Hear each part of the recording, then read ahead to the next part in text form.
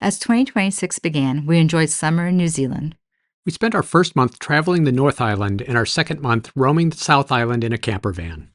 Along the way, we met amazing people, witnessed spectacular landscapes, and observed unique wildlife. In this episode, we spend a night in Collingwood to take an echo tour of the Farewell Spit. We return to Abel Tasman for a day before heading to our final camping stop in Kaikoura.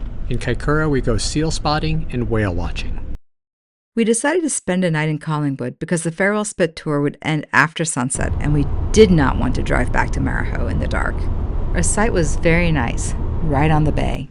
The town of Collingwood was very nice too. We arrived with time to appreciate the sights for a bit before walking to the tour office.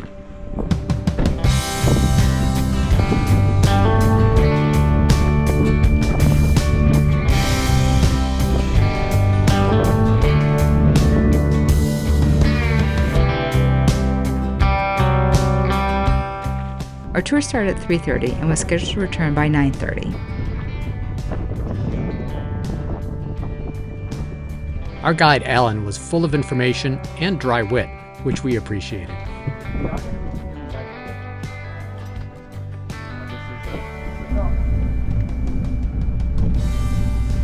Alright, so there's a few warnings that I gotta tell you before I leave you off the bus. We stopped at Farewell Cove. The scene looked familiar to us, and it was because it was the default background screen for the Windows 10 release, just from the other side.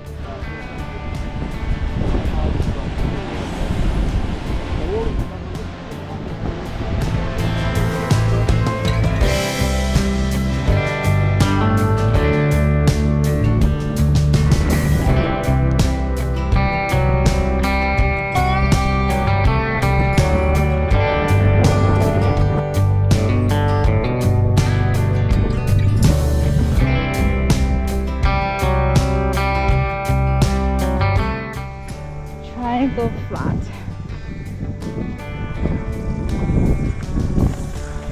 Okay.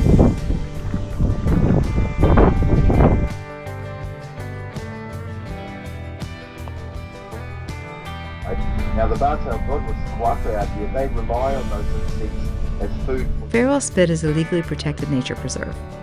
The public is allowed to walk, but only up to the first 4 kilometers of the length. This tour is one of the few allowed to travel beyond that limit. We used a specially designed 4-wheel drive bus. So here come the warnings. First of all, watch out for seals. Sometimes you get seals coming up on the beach here. And I want you to stay at least 20 meters away from them. They are wild animals, they will chase you. The spit is essentially a 30-kilometer dune resulting from the accumulation of sand driven by westerly winds and the Westland Current. The quartz crystals originated from erosion off the southern Alps, which we visited. We stopped to see flocks of birds, fossilized seashells and seaworm tracks, the skull of a blue whale that had beached a few years ago, and several spots with simply beautiful views. Waiting for Mum and Dad to bring some food back. Normally on these stands, but you'd have a high-rise building here. That's because you can see view out of every window. Territory, their whole entire lives. They're called variable oyster catchers because in the North Island they can grow white feathers. Yeah, sure. The applied shag back at Puffawar there, it was the bird I pointed out was sitting on. It's not deep at all. So there we go, there's the cave. So no worries today. It was incredibly windy on the Spit. We were amazed by the sight and sensation of all the blowing sand.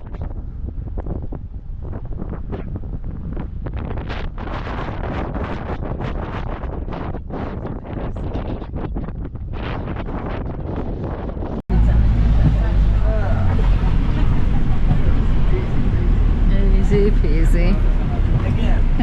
People can't use stairs safely anymore. The Department of Conservation may be out here today, so it might not be a very good day to break the rules. We also stopped for tea and biscuits at the Lighthouse Keepers Complex, which included a few houses and a crop of trees that were planted to reduce the buildup of sand against the buildings.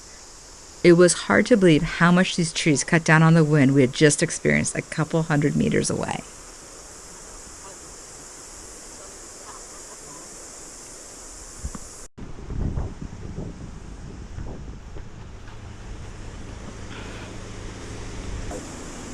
So I just want to thank you all on behalf of the descendants of the Lighthouse Keepers, because If it wasn't for folks like you taking an interest in the lighthouse here, this house, it wouldn't be here anymore because it's a fire risk, it'd be gone.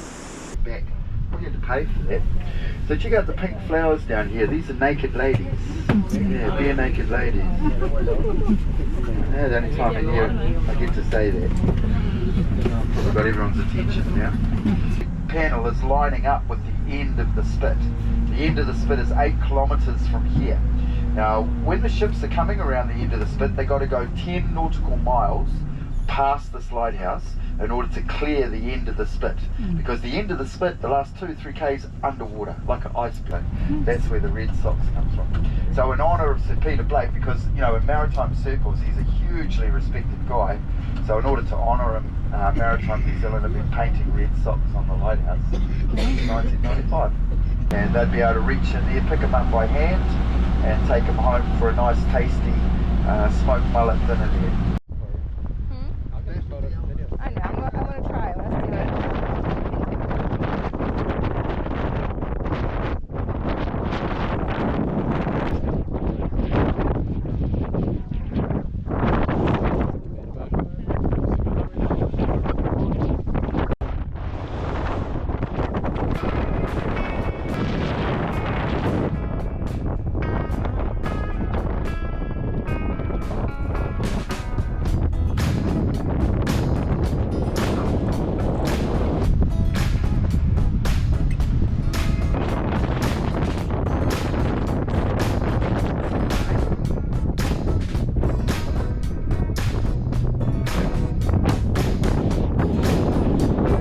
On our drive back from the lighthouse, we stopped for a couple of views of the amazing sunset, including one with a posing cormorant. As with all of our tours, we really enjoyed this one. Farewell Spit is truly a unique and beautiful place.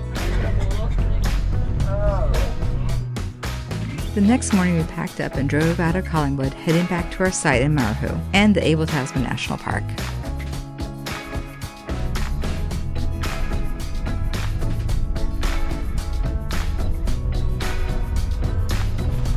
Once we got settled in Marahu, Mishka hiked to Coquille Bay to hang out at the beach for a while. I joined her there about an hour later.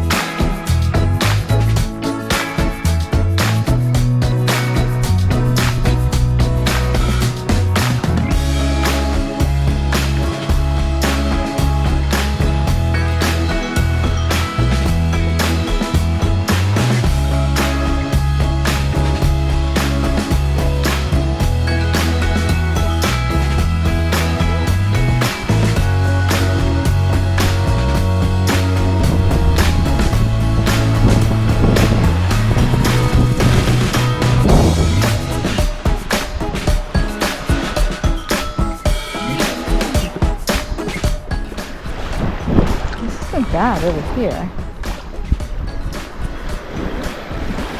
Not too bad over here. It's not getting in,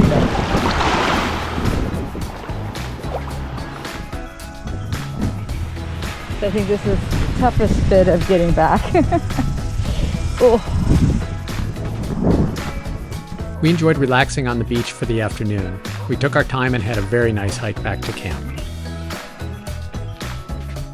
The next morning, we drove from Marahu to Kaikoura. bringing us back to the eastern coast of New Zealand where we had started our camping circuit. This drive was as beautiful as the weather, so we made sure to enjoy it.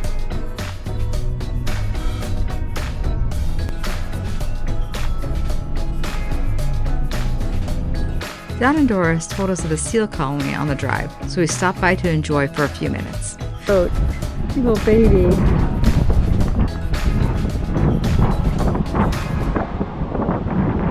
Heading out of camp at Kaikoura.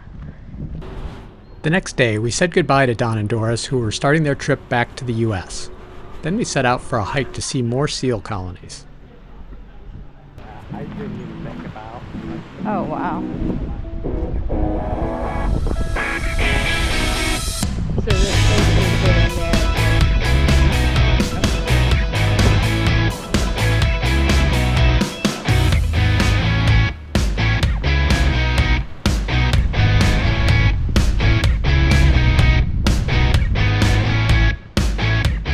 After the long hike, we were about to turn around until a fellow photographer told us that thousands of seals were just around the next bend on the path. She wasn't wrong.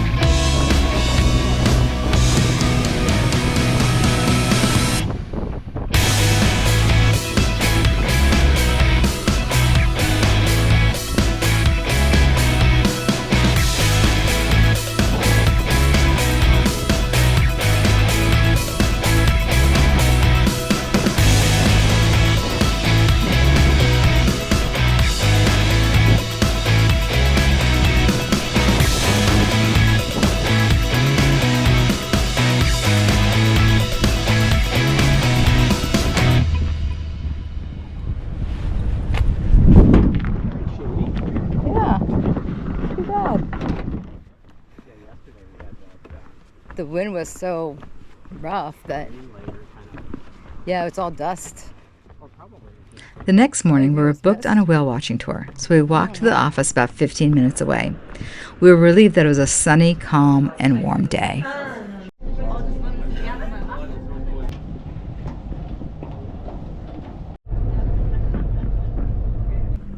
We got to see some dolphins swim around us quickly, but the main events were visits from 2 whales.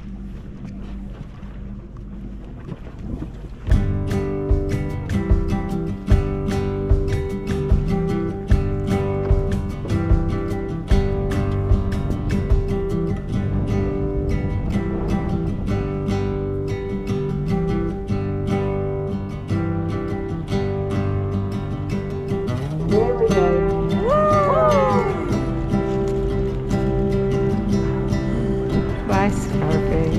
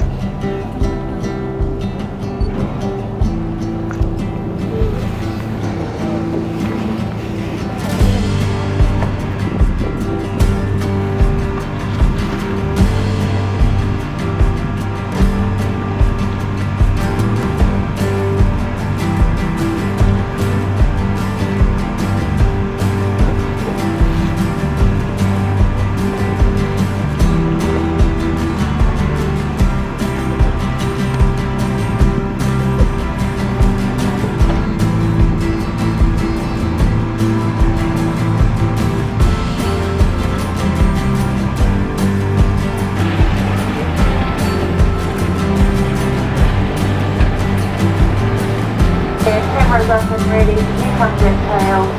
Take some those down.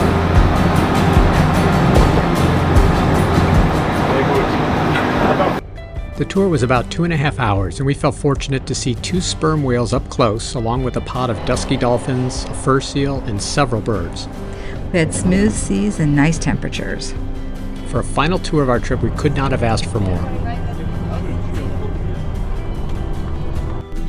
Very last campground, Christchurch. Are you excited, babe? You know, I was going to say this on the walk. I'm a little bit sad. I'm sad too. The next day, we made our way to our final campsite in Christchurch. In Christchurch, we spent most of our time readying the van for return and packing our gear.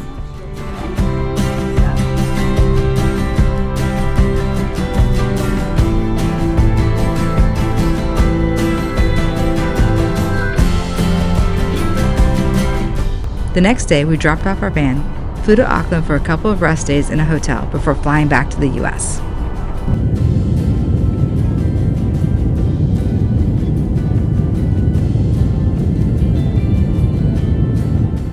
We had an amazing adventure in New Zealand. We are so glad we spent our winter in their summer. For statistics, we flew nearly 9,000 miles to get here and another 9,000 miles to return. We drove nearly 4,200 miles on New Zealand roads, including 2,250 miles in the camper van. We spent 62 days in New Zealand, including 29 nights in the camper van. We were able to visit every national park in New Zealand. We reached the northernmost and southernmost points of the country, and we got to experience the Farewell Spit. We met countless amazing people. Our guides, locals in every store and restaurant, fellow travelers from other countries, and even our friends from the U.S., Don and Doris. It is hard to explain how so many different people from so many different places could have had such a big impact on our adventures, but we are truly grateful for that truth. The scenery is as beautiful as advertised. Hopefully our videos and photos convey a portion of that beauty. We never tired of the diverse landscapes here. The beaches were amazing, and some were like nothing we'd ever seen before. The mountains were awesome and seemed to be visible from almost everywhere we went. The forests were pristine and peaceful. In fact, the whole country is clean. It's obvious that New Zealanders take great care of their nation and their natural resources. We expected a lot from this trip before we started. In every way imaginable, our actual experiences greatly exceeded our expectations. If the opportunity presents itself, we urge you to visit New Zealand. You will not regret it. Kia ora.